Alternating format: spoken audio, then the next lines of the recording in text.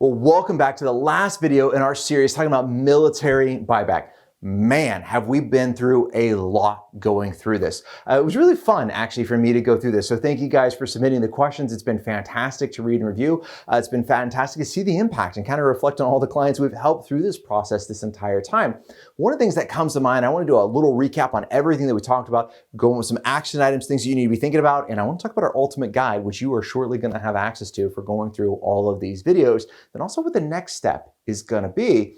But it's been a great experience and journey to go through. Now, as we went through this entire process together, we started off saying, what does it mean to buy back your military time? What are some pros and cons with that? What effect does it have on your pension? We went through the rules for federal retirement, and you quickly saw in several of the videos how buying back that military time not only increased your pension, but it could increase your eligibility and how soon you could retire from the federal government, which is a fantastic benefit. We talked about the cost and how to determine what that is. Of course, OPM is going to determine the final calculation of what it is, but you can come up with a really quick swag on how much that cost is going to be to make sure you're passing some straight-faced numbers. We talked about the importance of document.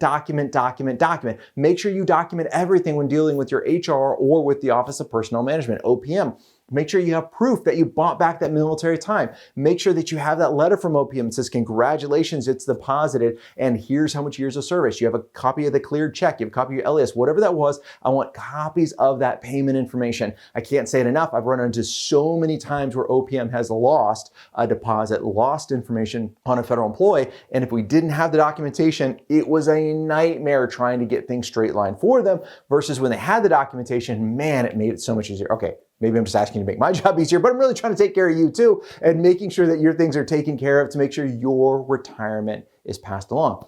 One of the things, as we talked about before, one of our goals is to help over 1 million federal employees plan their retirement, and so many federal employees have military time. So share this video, share this content, make sure that information gets out there. As you're gonna see going through this, sometimes this can get complicated. If it gets too complicated, jump on our website, ask a question, schedule a consultation, find somebody competent in your area that understands federal benefits and can apply them from a financial planning standpoint. Really, really important to understand that combination. But since you made it this far, you're gonna have the ability to download our ultimate guide.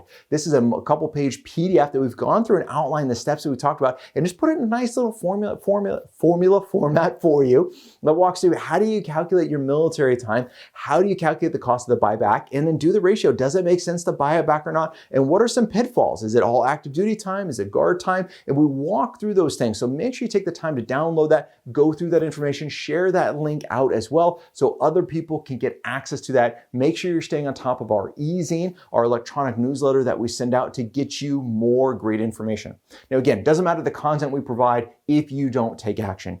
If you have military time, make sure you got to do one of two things. One, go figure out the steps and go buy that time back if it makes sense for you to buy it back. Or two, you need to go back and confirm that that time is counted in your retirement. And I'm not just talking on your SCD, that service computation date on your LAS. I want to know for your RSCD, your retirement service computation date. Let's make sure that's calculated. And you run into problems, pick up the phone and call. Give us a call, schedule an appointment with one of our benefit specialists where we can help you understand these questions and really get you the right answers. Until next time, happy planning.